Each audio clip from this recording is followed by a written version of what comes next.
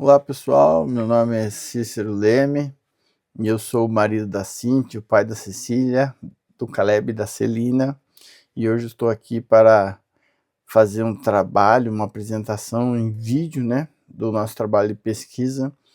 E essas matérias que você acabamos de ver aí é algo que me preocupa muito. Então eu gostaria de falar um pouquinho sobre como criar raízes firmes para que todo cristão tenha uma raiz forte baseada na palavra e principalmente na apologética. Então, lógico, no início da conversão do cristão, ele tem que ter a base da apologética, né? Hoje, por exemplo, eu gosto muito da história do bambu chinês, que o bambu chinês, até os 5 anos, ele não cresce, você não vê, a semente não brota, não, você não vê nada. E depois de 5 anos, ele chega até 20 metros de altura, porque ele primeiro cria a base dele, ele fortalece a base dele. Então, depois desse tempo, ele vai subir, vai subir, vai subir, chegando até 20 metros. Eu não sei se você já teve a experiência de entortar um bambu, tentar quebrar o bambu. A gente sabe que o bambu é muito utilizado para varas de pescar, porque eles envergam, mas não quebram. E assim eu creio que é o novo cristão. Ele tem que estar preparado para quando for envergado, quando ser confrontado, ele deve ter uma base em especial apologética. Então, eu gostaria de rapidamente compartilhar com vocês que eu sou convertido desde os meus 25 anos e durante todo esse tempo eu tinha muita sede, né? Especialmente no primeiro amor. No primeiro amor a gente quer pregar para a poste, e esse é o desejo do nosso coração, arde na gente falar de Jesus para as pessoas. Então assim, mas imagina esse desejo ardente de conhecer a Deus, se aproximar a Deus, e você somar com pessoas comprometidas em inserir na gente todo um conhecimento de bibliologia, como foi um trabalho que eu fiz recentemente, e apologética, essa base das duas, para a pessoa entender toda essa estrutura que não é simplesmente agora eu tenho fé, estou salvo. Tudo bem, agora o teu testemunho já vai trazer as pessoas a Cristo, com certeza, não tenho nem dúvida disso. Mas quando for um confronto, eu acho que é diferente. Quando as pessoas verem, você se converteu há tão pouco tempo, então por que você não me fala isso? Quero citar também o Dr. Norman Geisler, que hoje, talvez seja o nome mais conhecido, o apologeta mais conhecido cristão, né? Então, e um dos nomes mais importantes que a gente tem hoje na apologética, que ele fala que quando se converteu, encontrou um bêbado, e o bêbado falou assim, não fique atrás dessas pessoas, e foi um versículo, foi uma citação bíblica. Então assim, será que a gente não tem que ter esse conhecimento, essa base? O Dr. Norman foi atrás e estudou, e aprendeu, e chegou onde chegou.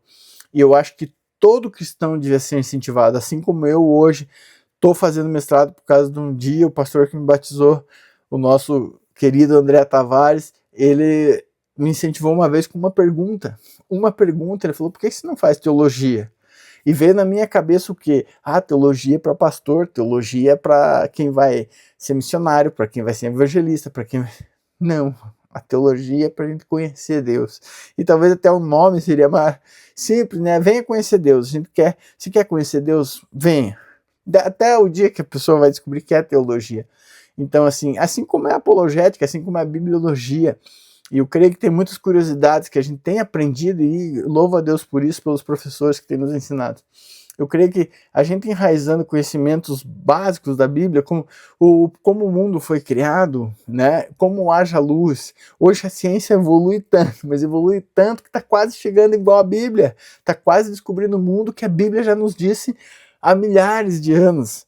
Então, assim, mas o só criar o mundo não é tão simples, porque existem outras religiões, especialmente o islamismo, que está aí crescendo, tá? É a religião que mais cresce e talvez supere o cristianismo.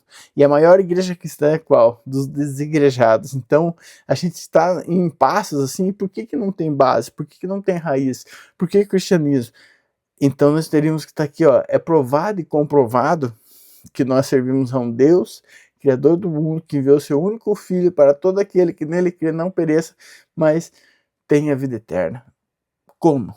Quem é ele? Por que ele veio? Quantos manuscritos comprovam? Doutor, a gente teve aulas que a gente viu que hoje o Novo Testamento pode ser inscrito assim, sem precisar dos manuscritos. Então a gente consegue comprovar através disso. E quantas pessoas sabem disso?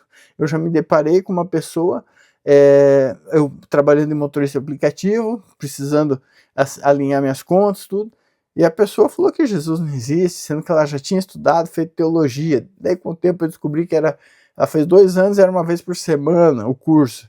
Então assim, como que está sendo nas igrejas, como que está entrando a apologética, quem sabe?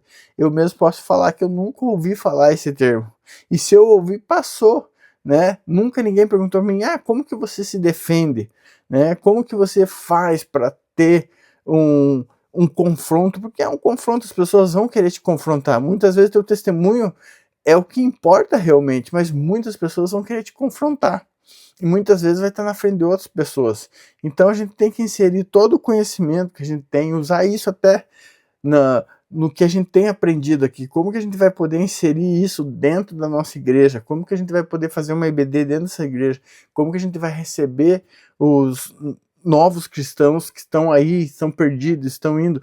Eu não sei você, eu me preocupo muito com essas notícias do islamismo crescendo e podendo até superar o cristianismo. Então a gente deveria criar raiz forte através da bibliologia, da apologética, em especial apologética, que eu vou poder defender, né? Quantos manuscritos existem hoje? Quantos comprovam que Jesus, todas as questões que nós aprendemos na matéria, né? Jesus, a verdade existe, a Bíblia é a verdade. Por que o sofrimento, a última aula, por que o sofrimento existe? Se Deus existe, por que existe sofrimento? Por que isso? Mas daí nessas horas eles esquecem do livre-arbítrio, eles esquecem de que Deus falou se, tem um se antes de tudo. Se andarem nos meus caminhos, se vocês fizerem tudo o que eu faço. É muito legal a gente chegar hoje, a gente tem tantas situações, se importa se o mundo é redondo, se o mundo é plano, se a Terra é redonda. Dizem até que o mundo hoje tem o pessoal que diz que a Terra é plana, é uma... Como que agora me fugiu a palavra, mas é um movimento global. Mas é estranho, né? Então a gente começa a pensar assim, o mundo foi criado, a gente consegue comprovar que o mundo foi criado. A gente consegue comprovar que Deus criou o mundo? Não. Porém, a gente sabe que isso é pela fé. Então, assim, só que a gente consegue comprovar que Jesus existiu, até por manuscritos de outros, a gente consegue provar que a Bíblia é verdadeira por outros manuscritos, não só pela Bíblia. A gente consegue comprovar que Jesus veio e foi sacrificado. E será que a gente sabe tudo isso? Eu, pessoalmente, não sabia. Eu queria ter aprendido isso lá no começo, talvez, acho que teria levado muitas pessoas, mas Deus é perfeito no tempo dele, ele sabe de todas as coisas. Então, existem muitos detalhes. Hoje, um telescópio pode provar que há 12 milhões de anos-luz atrás foi visto moléculas de água, mas Deus podia estar lá, né? Porque o Espírito de Deus pairava sobre as águas, né? E haja luz, quando expandiu a luz, né? Não podia explodir porque não tinha oxigênio, então ela expandiu uma luz e haja luz. Então, é que eu digo, a ciência cada vez está avançando mais, está chegando quase que o que a Bíblia já dizia há milhões não, né? Há milhares de anos atrás. Bom, essa é a minha partilha com vocês, meu trabalho, e obrigado pelo tempo que você dispensou para assistir esse trabalho aqui. Agradeço aos colegas, aos professores, à universidade. Um grande abraço a todos e a paz do Senhor.